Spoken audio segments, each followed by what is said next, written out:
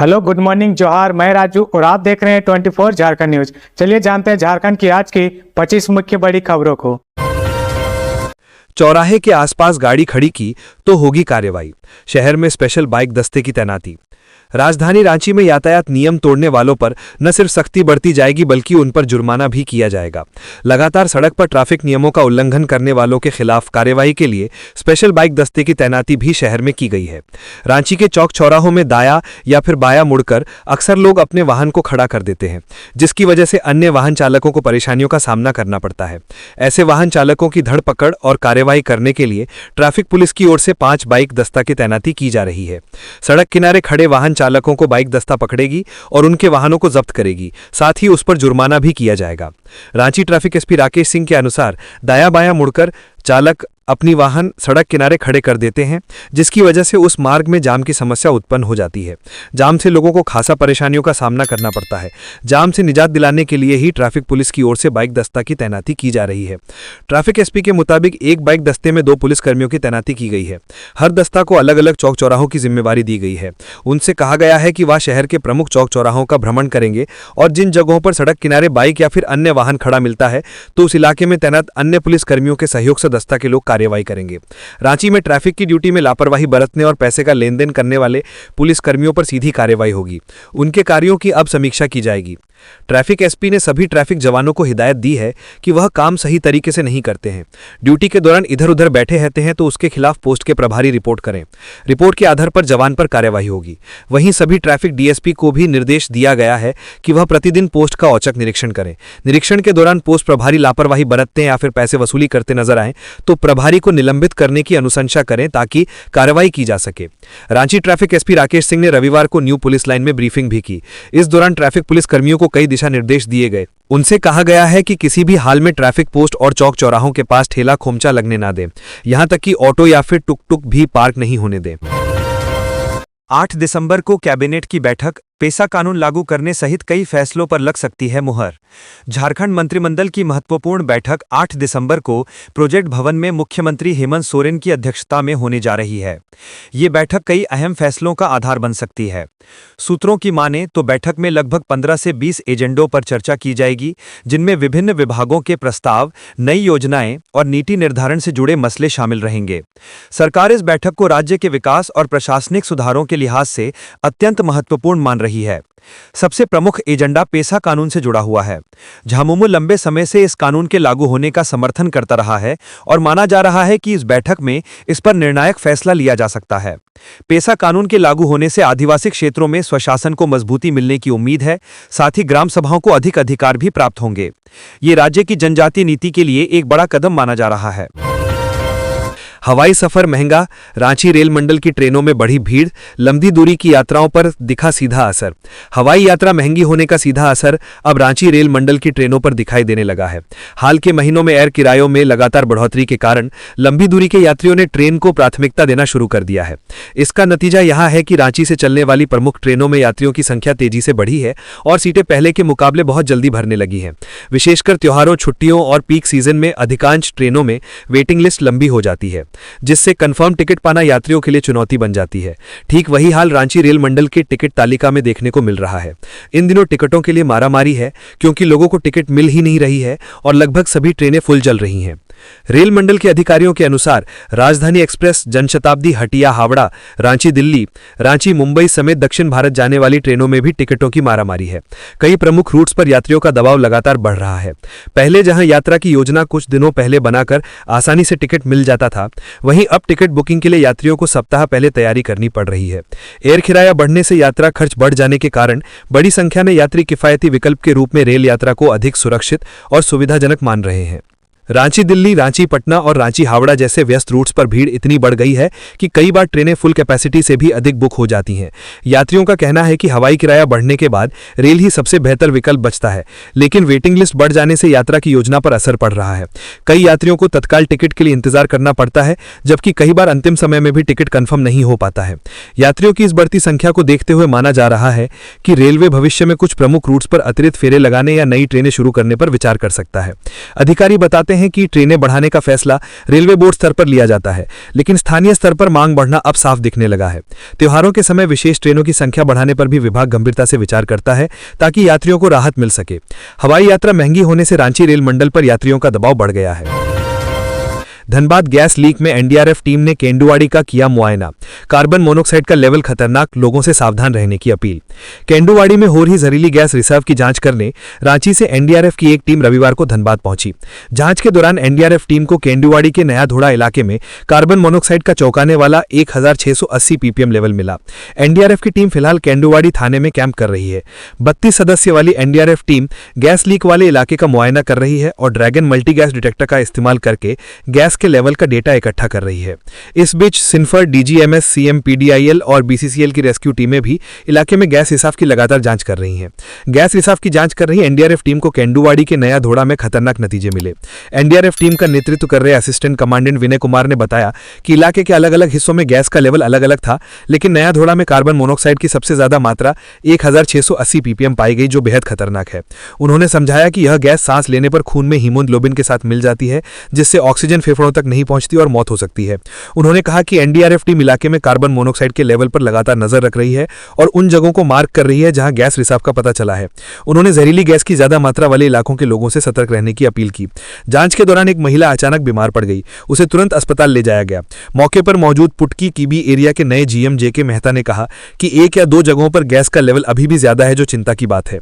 उन्होंने बताया कि इमरजेंसी हालात में लोगों को मेडिकल सेवाएं देने के लिए सेंट्रल हॉस्पिटल में 30 बेड की एक अलग व्यवस्था की गई है, जहां मरीजों को सही इलाज मिलेगा। इसके अलावा कुश्तौर कम्युनिटी स्वास्थ्य केंद्र और मुनिडी में बनाए गए राहत शिविरों में भी मेडिकल सुविधाएं और लोगों के रहने का इंतजाम किया गया है। उन्होंने आगे बताया कि लोगों को पुनर्वास के लिए बेलगड़िया और कर्माटांड ले जाया जा रहा है। अब तक 110 लोग इन जगहों पर भ्रमण कर चुके हैं। जमशेदपुर में राष्ट्रपति मुर्मू का आगमन 29 दिसंबर को, समापन समारोह की तैयारियां तेज। ओलचिकी लिपि के 100 वर्ष पूरे होने के मौके पर जमशेदपुर में संथाली भाषा दिवस का भव्य आयोजन किया जा रहा है। इसके समापन समारोह में देश की राष्ट्रपति द्रौपदी मुर्मू मुख्य अतिथि के रूप में शामिल होंगी। ये जानकारी all India Santhali writers association के महासचिव रविंद्रनाथ मुर्मू ने दी। उन्होंने बताया कि राष्ट्रपति कार्यक्रम में उपस्थित होकर प्रमुख संथाली साहित्यकारों को सम्मानित करेंगी।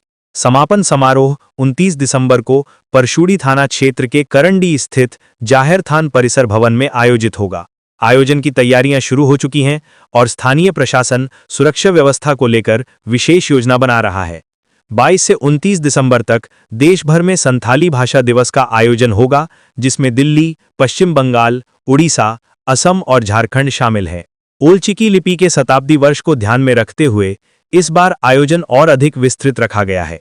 जाहिर थान कमेटी और संथाली राइटर्स एसोसिएशन मिलकर 22वां संथाली भाषा दिवस मना रहे हैं। जमशेदपुर के करंडी क्षेत्र में पहली बार राष्ट्रपति का आगमन होने जा रहा है। अधिकारियों के अनुसार 14 दिसंबर के बाद आयोजन स्थल की विशेष टीम द्वारा निरीक्षण प्रारंभ होगा। सुरक्षा, आवागमन और कार्यक्रम व्यवस्था को लेकर प्रशासन ने कई स्तरों पर योजनाएं तैयार की हैं।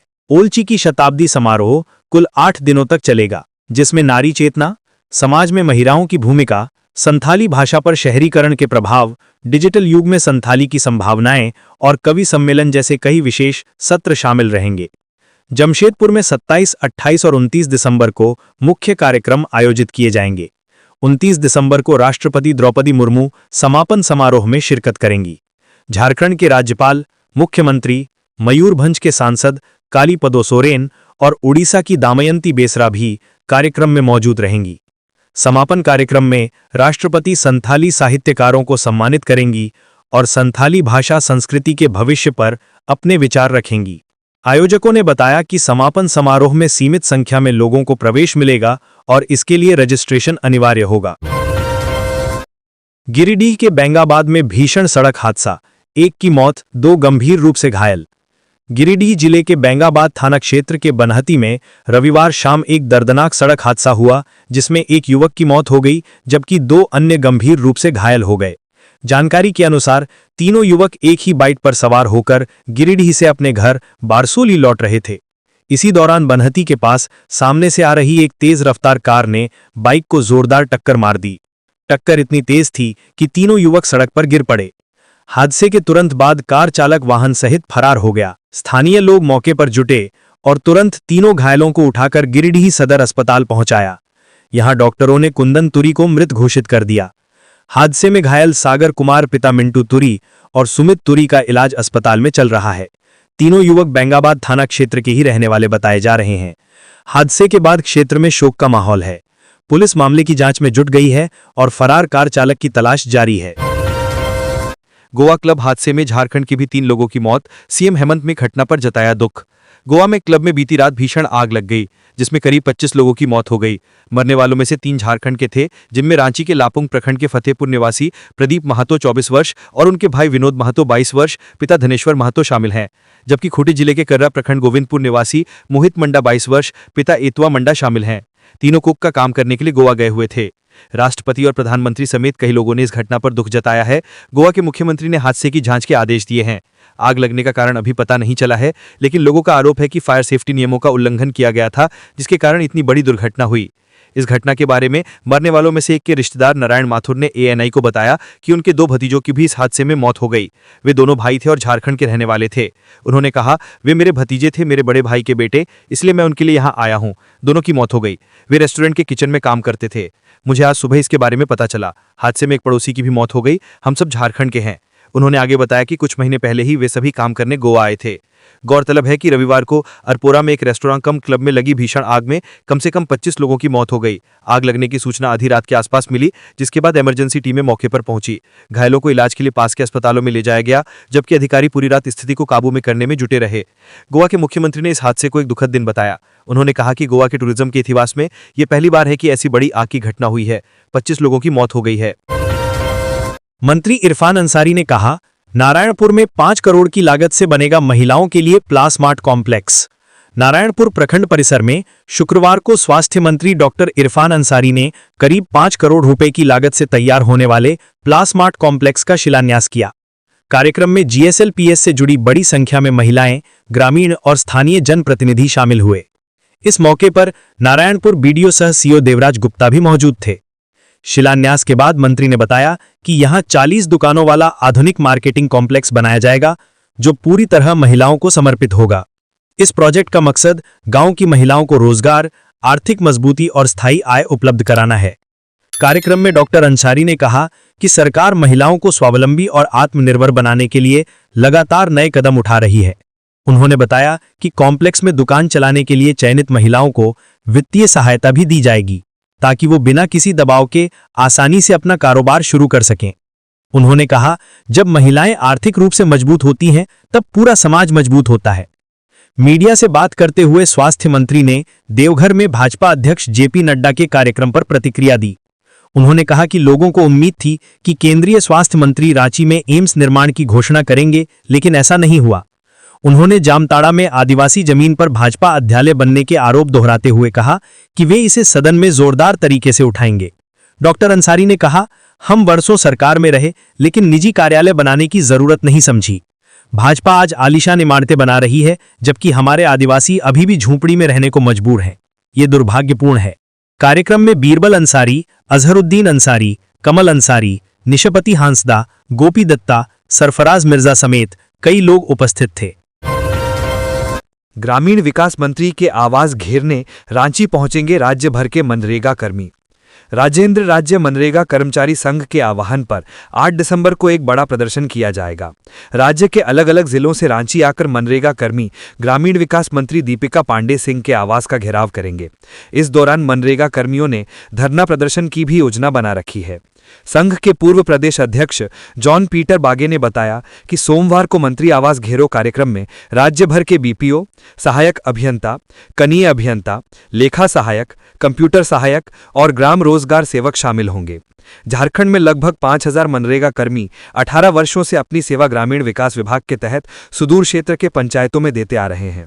जॉन पीटर बागे ने बताया कि राज्य के मनरेगा कर्मियों को काम के बदले में मनरेगा मद के 4% प्रशासनिक मद से मानदेय भुगतान किया जाता है।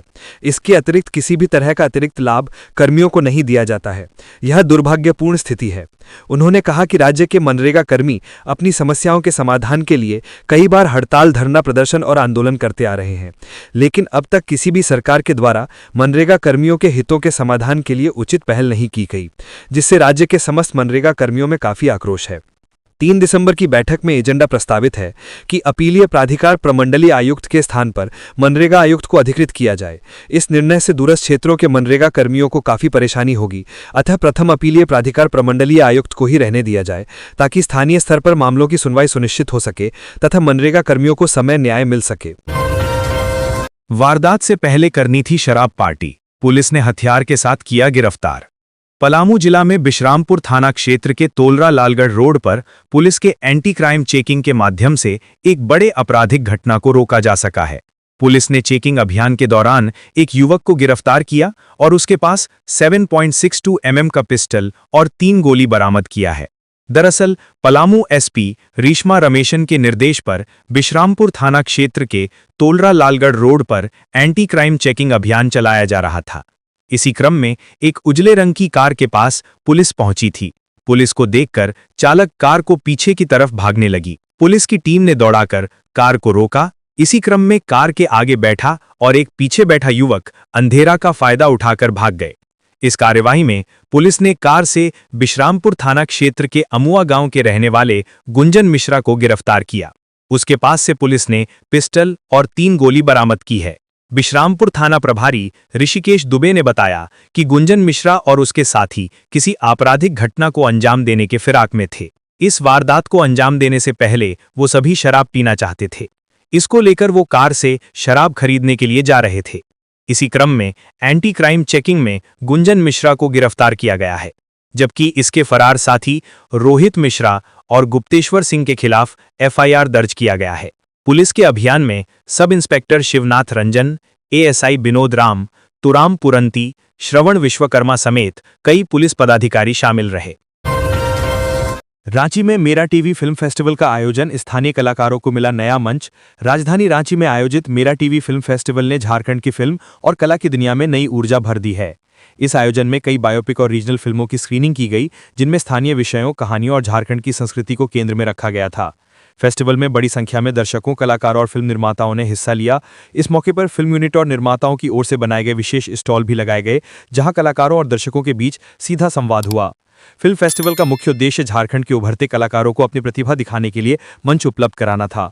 आयोजकों का मानना है कि राज्य में फिल्म निर्माण की अपार संभावनाएं हैं, लेकिन प्लेटफॉर्म की कमी के कारण कई प्रतिभाएं सीमित रह जाती हैं। ऐसे आयोजन न केवल कलाकारों को मौका देते हैं, बल्कि स्थानीय फिल्म इंडस्ट्री के लिए नए द्वार भी खोलते हैं। फेस्टिवल में जो फिल्में प्रदर्शित की गई, उनमें झारखंड की लोक कथाएं, सामाजिक मुद्दे, जनजातीय संस्कृति, ग्रामीण जीवन और नई पीढ़ी की कहानियों को प्रमुखता से दिखाया गया। दर्शकों ने भी इन फिल्मों को काफी सराहा। कई फिल्मों को उच्च तकनीक, कहानी और अभिनय के लिए विशेष प्रशंसा मिली। इससे यह भी स्पष्ट हुआ कि झारखंड के कलाकार किसी भी स्तर पर मुकाबला करने की क्षमता रखते हैं। आयोजकों का कहना है कि इस फेस्टिवल के माध्यम से झारखंड की फिल्मों को राष्ट्रीय और अंतर्राष्ट्रीय पहचान दिलाने की दिशा में एक मजबूत कदम उठाया गया है। उनका मानना है कि अगर राज्य सरकार, फिल्म संस्थान और निजी प्रोडक्शन हाउस मिलकर काम करें तो आने वाले समय में झारखंड फिल्म इंडस्ट्री को एक नई पहचान मिल सकती है। निलंबित आईएएस विनय चौबे की पत्नी से 10 घंटे से एसीबी टीम कर रही पूछताछ।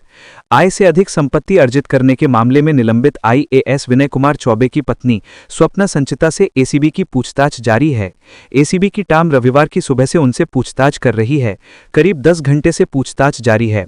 जानकारी के मुताबिक रविवार की सुबह एसीबी के डीआईजी, एसपी समेत कई अधिकारी विनय चौबे के कांके रोड स्थित आवास पहुंचकर उनकी पत्नी से पूछताछ कर रही है। आशंका जताई जा रही है कि पूछताछ के बाद उनकी गिरफ्तारी भी हो सकती है।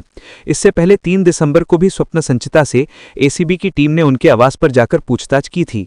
उल्लेखनीय है कि एसीबी ने आईएएस अधिकारी विनय चौबे के खिलाफ 24 नवंबर को चौथी प्राथमिकी दर्ज की थी। इस प्राथमिकी में उनके रिश्तेदारों और दोस्त विनय सिंह समेत 7 लोगों को नामजद अभियुक्त बनाया गया है। सभी पर भ्रष्टाचार करने और इसके जरिए अकूत संपत्ति अर्जित करने के आरोप लगाए गए हैं। प्राथमिकी में विनय चौबे के अलावा उनकी पत्नी स्वप्ना संचिता, विश्वसनीय मित्र और अवैध संपत्ति में निवेश करने वाले विनय सिंह और विनय सिंह की पत्नी संचिता सिंह को नामजद अभियुक्त बनाया गया है। इसके अलावा विनय चौबे के साले वाले शिपिच त्रिवेदी की पत्नी प्रियंका त्रिवेदी और विनय चौबे के ससुर एसन त्रिवेदी भी नामजद अभियुक्त बनाया गया है। दर्ज प्राथमिकी में अभियुक्तों पर करोड़ों की गड़बड़ी, फर्जी लेन देन और परिवार और कर्मचारियों के जरिए अवैध संपत्ति की हेराफेरी करने का आरोप लगाया गया है। विनय चौबे और विनय सिंह शराब घोटाला, जमीन घोटाला के सिलसिले में दर्ज मामले में अभी जेल में बंद हैं। चाईबासा में जीवन प्रमाण पत्र अपडेट कराने के नाम पर 17 लाख की ठगी, एक गिरफ्तार। चाईबासा में एक बड़े साइबर फ्रॉड का मामला सामने आया है। करला जोड़ी के रहने वाले परमेश्वर पुर्ती को जीवन प्रमाण पत्र अपडेट कराने का झांसा देकर साइबर ठगों ने 16,92,000 रुपए ठग लिए। पीड़ित ने तुरंत पुलिस में शिकायत की। शिकायत मिलते ही पुलिस ने साइबर हेल्पलाइन 1930 पर जानकारी देकर उन बैंक खातों को रोक दिया जिनमें पैसे भेजे गए थे। जांच के लिए पुलिस की एक टीम बनाई गई। टीम ने मोबाइल नंबर, बैंक लेन देन और सीसीटीवी फुटेज की जांच की। इसी आधार पर पुलिस ने देवघर जिले के रघुनाथपुर से 20 वर्षीय मोहम्मद शकीर अंसारी को गिरफ्तार कर लिया है। पुलिस ने उसके पास से ठगी में इस्तेमाल किया गया मोबाइल फोन भी जब्त कर लिया है। पूछताछ में आरोपी ने ठगी करने की बात स्वीकार कर ली है। उसने बताया कि इस काम में और भी लोग शामिल हैं। पुलिस का कहना है कि बाकी आरोपियों की तलाश जारी है और जल्द ही पूरे गिरोह का उद्घाटन हो जाएगा। नेक्स्ट दिन के मालिक विनय सिंह की पत्नी स्निग्धा सिंह की तलाश में झारखंड एसीबी की लखीसराय में छापेमारी। झारखंड में शराब और जमीन घोटाले के आरोपी नेक्स्ट जेन ऑटोमोबाइल के मालिक विनय सिंह की पत्नी स्निग्धा सिंह की तलाश में एंटी करप्शन ब्यूरो की टीम लगातार सक्रिय है। इसी क्रम में एसीबी की टीम ने रविवार की सुबह बिहार के लखीसराय जिले के नया सराय स्थित उनके संभावित ठिकानों पर छापेमारी की। झारखंड एसीबी की 3 गाड़ियों का काफिला रविवार सुबह नया सराय पहुंचा, जहां टीम स्निग्धा सिंह से संबंधित जानकारियों के आधार पर उनकी तलाश में जुटी हुई है। नेक्स्ट जेन ऑटोमोबाइल के संचालक विनय कुमार सिंह वर्तमान में हजारीबाग जेल में बंद हैं। उनकी पत्नी स्निग्धा सिंह को एसीबी ने शराब घोटाले और वन भूमि घोटाले से जुड़े मामलों में पूछताछ के लिए कई बार नोटिस भेजा है, लेकिन वह एसीबी के समक्ष उपस्थित नहीं हुई हैं। शराब घोटाले के मामले में एसीबी स्निग्धा सिंह को पूछताछ के लिए बुला चुकी है। स्निग्धा सिंह हजारीबाग वन भूमि घोटाले में भी आरोपी हैं। पूरे मामले में एसीबी स्निग्धा सिंह को महत्वपूर्ण कड़ी मान रही है। वन भूमि घोटाले का यह मामला विनय कुमार चौबे के हजारीबाग उपायुक्त कार्यकाल से जुड़ा है, जब स्निग्धा सिंह के नाम पर जमीन की जमाबंदी की गई थी। इस मामले में एसीबी पहले ही विनय कुमार सिंह, विजय प्रताप, विनय चौबे और तत्कालीन अंचल अधिकारी शैलेश कुमार समेत कई अन्य लोगों को गिरफ्तार कर चुकी है। स्निग्धा सिंह की गिरफ्तारी या पूछताछ इस हाई प्रोफाइल मामले की जांच को आगे बढ़ाने के लिए महत्वपूर्ण मानी जा रही है। हजारीबाग पुलिस की बड़ी कार्रवाई, आलोक गिरोह के 4 सदस्य हथियार के साथ गिरफ्तार। पुलिस को बड़ी कामयाबी हासिल हुई है। छापेमारी के दौरान 4 कुख्यात अपराधियों को पुलिस ने गिरफ्तार किया है, जो पहले टीपीसी के लिए काम करते थे। ये सभी अपराधी आलोक गिरोह के नाम से इलाके में आपराधिक घटनाओं को अंजाम देते थे। गिरफ्तार अपराधियों के पास से पुलिस ने 3 पिस्तौल, 1 कार्बाइन गन, 9 जिंदा कारतूस, 8 मोबाइल समेत अन्य सामान बरामद किया है। हजारीबाग पुलिस अधीक्षक अंजनी अंजन को गुप्त सूचना प्राप्त हुई थी कि जिले के केरेडारी थाना क्षेत्र में कुछ अपराधी हथियार और गोली के साथ किसी बड़ी घटना को अंजाम देने के लिए बुंडू के जंगल में जमा हुए हैं, जिसके बाद बड़का गांव एसडीपीओ पवन कुमार के नेतृत्व में टीम का गठन किया गया। टीम ने त्वरित कार्रवाई करते हुए 4 अपराधी अर्जुन करमाली उर्फ जयकांत उर्फ भैरव सिंह, समीर कुमार, राहुल कुमार और निखिल विश्वकर्मा को हथियार के साथ गिरफ्तार किया है। गिरफ्तारी के बाद पूछताछ में अर्जुन करमाली ने पुलिस को बताया कि वे सभी पहले प्रतिबंधित संगठन टीपीसी में सक्रिय सदस्य थे। बाद में अलग होकर आलोक गिरोह बना लिया था, जिसको राहुल तुरी संचालित करता था, लेकिन राहुल तुरी के मारे जाने के बाद आलोक गिरोह का संचालन अर्जुन करमाली कर रहा था। हजारीबाग एसपी अंजनी अंजन ने बताया कि 23 नवंबर की रात इसी संगठन ने बुंडू के रूपलाल करमाली के घर में घुसकर डायन बिसाही का आरोप लगाकर गोली मारकर हत्या की थी। एसपी ने कहा कि आलोक गिरोह रामगढ़, रांची, चतरा और हजारीबाग में सक्रिय था। उन्होंने बताया कि गिरोह द्वारा एनटीपीसी और इसके एमडीओ कंपनी और ट्रांसपोर्टों से लेवी वसूली घटना को अंजाम देता था। रांची में साइलेंट प्रोटेस्ट, बेजुबानों की आवाज बने लोग। राजधानी रांची के मुरहाबादी स्थित बापू वाटिका के सामने रविवार को एक साइलेंट प्रोटेस्ट का आयोजन किया गया, जिसमें शहर के हर वर्ग के लोगों ने बढ़ चढ़कर हिस्सा लिया। बच्चों से लेकर युवाओं, महिलाओं और बुजुर्गों तक सभी ने मिलकर यह संदेश दिया कि बेजुबानों की सुरक्षा हम सभी की जिम्मेदारी है।